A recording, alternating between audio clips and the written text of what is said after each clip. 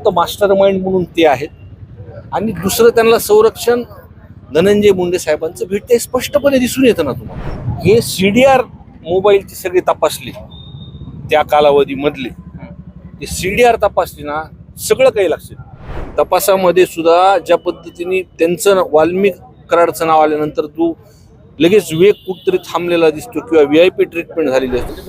वाल्मिक कराड यांच्याकडे विदेशी SIM card, विदेशामध्ये संपत्ती, काय म्हणायचं नाही हे बघा, त्यांना पहिल्यापासून संरक्षण आहे. ज्या पद्धतीने मीडियावरती सगळ्या गोष्टी येतात किंवा प्रॉपर्टीचा ज्या खुलासा होतोय किंवा एखादा बाहेरच्या देशातून जेव्हा सिम कार्ड येतं तो तुम्ही हे लक्षात ठेवलं पाहिजे की त्यांचे कॉन्टॅक्ट कुठपर्यंत आहेत. अटक व्हायला उशीर झाली, अटक झाल्यानंतर सुद्धा जे काय कट कारस्थान आहे त्याच्यामध्ये अजून सुद्धा नाव घेतलं नाही. म्हणजे मी सुरुवातीपासून एकच गोष्ट सांगतोय की एक तर मास्टर माइंड म्हणून ते आहेत आणि दुसरं त्यांना संरक्षण धनंजय मुंडे साहेबांचं भेटते स्पष्टपणे दिसून येतं ना तुम्हाला. तुम्हाला हा म्हणजे वाल्मिक कराडाचे हात एवढे वरच्यापर्यंत असतील हे तुम्हाला असं वाटतं? ज्या पद्धतीने ते सरेंडर होतात, ज्या पद्धतीने प्रशासनाला समोर जातात, सरेंडर झाल्यानंतर त्यांच्या अंगावरचं तसंच गमजा, हातात दोरे, तसेच त्यांना लॉकअपमध्ये ट्रीटमेंट भेटते. फक्त त्यांच्यापर्यंत तपास आला की थांबतो. हा विषय तर पूर्ण महाराष्ट्र बघत आहे ना. मनोज जरांगे पाटलांनी शंका व्यक्त केली की जी संपत्ती विदेशात आहे त्यांची नाहीच आहे. काय मनोज जरांगे पाटील म्हटले की यांची जी संपत्ती विदेशातली आहे ती त्यांची ऐपत नाही विदेशामध्ये संपत्ती खरेदी करावी. सरकारमधला बडा नेता पर्यंत हे CDR मोबाईलची सगळी तपासली त्या कालावधीमधले, ते CDR तपासली ना सगळं काही लक्षात.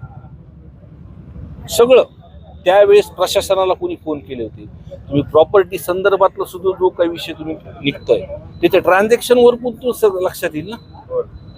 आरोप करण्यापेक्षा जर तपास त्या दिशेने व्यवस्थित घेऊन गेले, तिथे दिशा व्यवस्थित ठेवली, CDR तपासले, ट्रान्झॅक्शन तपासले, तुम्हाला कोण त्याच्या मागे आहेत वरच हस्त लगेच लक्षात येईल. कोण आहे? आधी नोटीस दिली होती, ईडीची एंट्री व्हायला पाहिजे आता या संपत्तीच्या आकड्यावर. हो, व्हायला पाहिजे ना.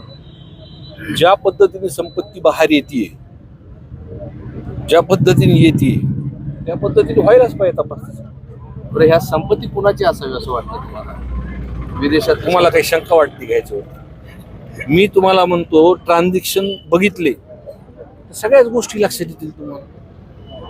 आणि तपासामध्ये सुद्धा ज्या पद्धतीने त्यांचं वाल्मिक कराडचं नाव आल्यानंतर तू लगेच वेग कुठतरी थांबलेला दिसतो किंवा VIP ट्रीटमेंट झालेली असते. हे तर मी पूर्णपणे उघडपणे बोललोय की तर मंत्री महोदयांचं वरद हस्त त्यांच्यामध्ये आहे. त्यांना पैशात आर्थिक याच्यातही ट्रान्झॅक्शन वरती कळून येईल.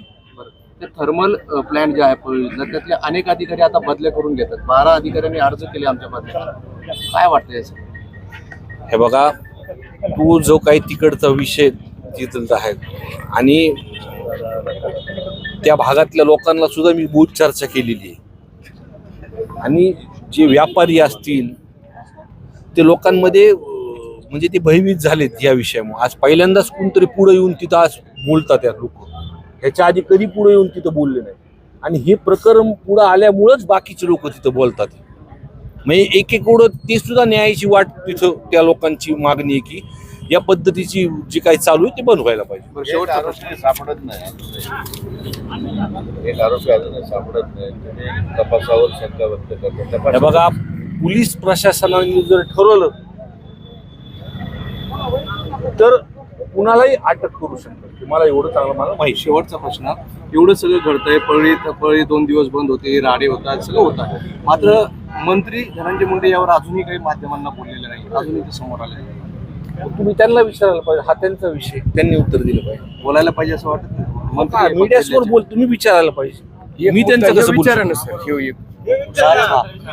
रेल्वेचं काय प्रश्न? ते आंदोलन करत आंबेडकरी विचाराचे आहेत. ह्याच्या आधी सुद्धा हा विषय तिथं झाला होता आणि त्यांचं असं म्हणणं आहे की सर्वांचं लोकांचं की इथं रेल्वे स्टेशन होईल तिथं डॉक्टर बाबासाहेब आंबेडकरांचं नाव द्या. आज त्यांनी 6 दिवस आंदोलन केलं.